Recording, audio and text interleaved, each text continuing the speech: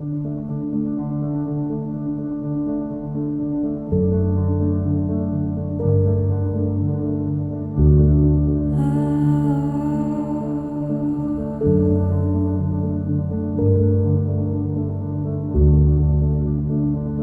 critical that we protect the Bight because it's an amazing marine wilderness area with amazing natural values that are absolutely worthy of full protection in and of itself. But it's been absolutely critical to run this campaign at this time in history because the last thing we can be doing in this country at the moment is opening up whole new fossil fuel basins. We've sat in this country over the last summer with toxic smoke filling our cities and our amazing natural environment on fire. Billion animals lost. It's heartbreaking. It shouldn't be that hard to stop new fossil fuel developments in an era of a climate crisis like the one we're currently facing. But it really is in this country.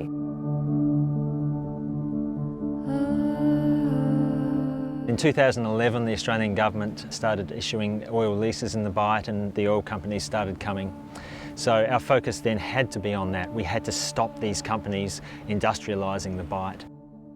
Not only was that a huge new frontier fossil fuel threat, but also it was a threat in a marine wilderness area. And to us that just looked like an obvious, critical campaign that we needed to fight. The first thing that we needed to do was to demonstrate that this was never going to be a real proposition for the oil companies. BP was a scary proposition because it's such a big company, but in one way it was also a bit of a gift because everybody knew about the massive oil spill in the Gulf of Mexico. Everybody knew BP could do something like that. And one of the first things that we realised quickly when we started to engage with BP is they were planning to keep all of their oil spill modelling a secret. Thanks to our supporters, we were able to get our own independent oil spill modelling done. And I think that was one of the really first key interventions in the campaign that has been the gift that keeps on giving in terms of being able to continue to talk to communities about what was really at risk here. So in 2016, after we'd released the oil spill modelling, the campaign was really hotting up and there was a strong recognition right across the community that the Great Australian Bight needed to be protected.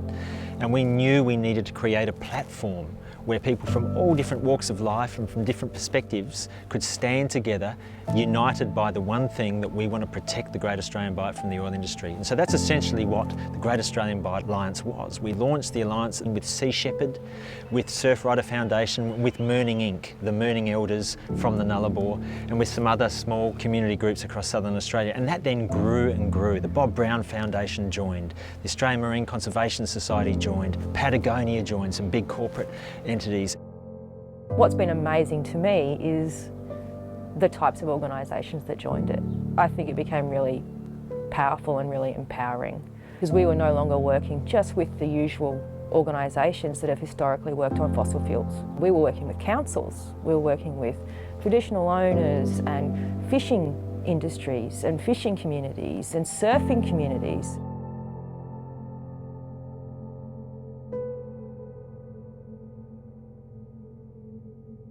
Traditional owners actually speak for the country, they speak for the oceans. We need to stand side by side.